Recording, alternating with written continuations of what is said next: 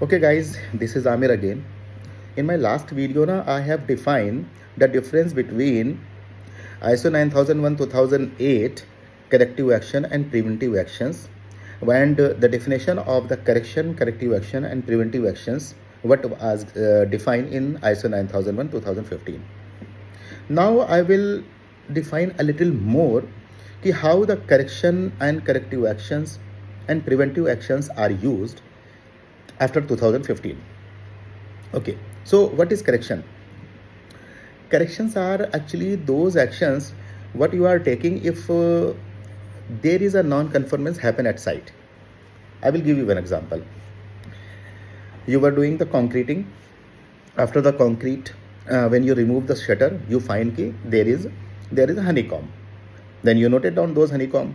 This is a non-conformance, and that type of non-conformances, your quality manager came and he reviewed, and he raised one NCR for that. Okay, NCR has been raised, and he asked, okay, now we will note down what action we have to take to to confirm this non-conformance.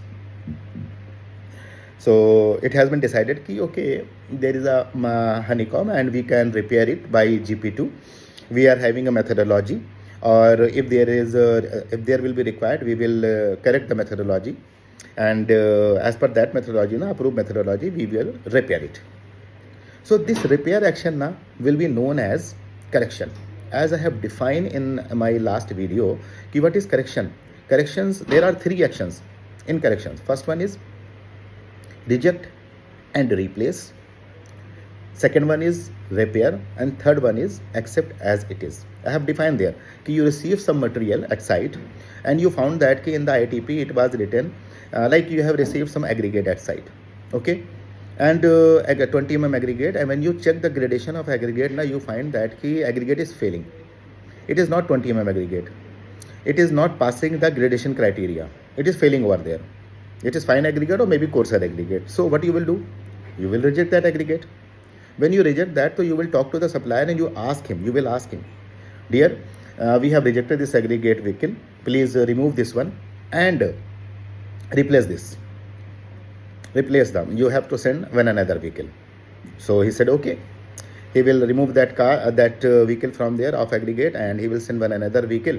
You will check again, and when you will find it yes, it is passing the criteria given in gradation, so you will accept it. So this is called reject and replace. Second one, as I was telling you, repair. Like you did the concreting, next day when you remove the shutter, you find that there is a honeycomb. So what action you have to take?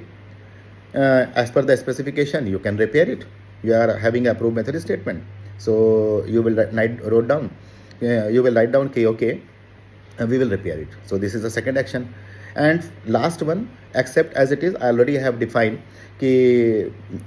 strength was required, it was M50 grade concreting, and in 28 days cube's strength is coming less than 53 MPa, which was required as per IS 456. But it is coming more than M50. So what you can do, you discuss with your management and designer team. Design team is telling yes, FCK is M50, so we can give in writing we can accept as it is. So these are the three criteria what you can take as per the requirement, which will be known as corrections. So these three corrections you can take at the time of implementing, at the time of confirming those non-conformances. Okay, so what is corrective actions? Corrective action, what you will do, whatever the type of non-conformance happen at site, what you will do, you will note down the causes for that. Okay, again I will go for one example. One example is you did the concreting of pier, and next day you remove the shutter, you find that there was a honeycomb, severe honeycomb. Okay, NCR was raised. So in the NCR it has given you have to note down the when you will close the non-conformance, you have to note down the causes, and you have to give eliminate actions. You have to give some actions how we can eliminate those causes, this should not happen again. So okay, so first of all we are noting down causes. What may be the causes for the honeycomb? Maybe concrete was stiff, required slump was 150 to 200, but over there slump was only 120. When it was poured, it didn't reach at the right place.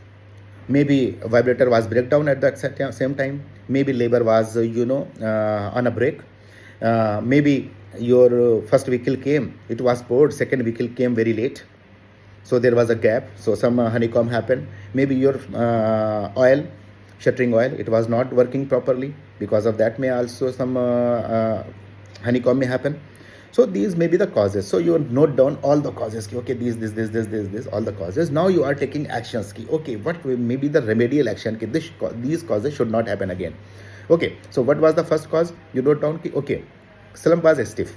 So you will write down over there in the method statement if any concrete vehicle came at site, any transit mixer came at site, and the slump requirement was 150 to 200, and the slump was coming 120.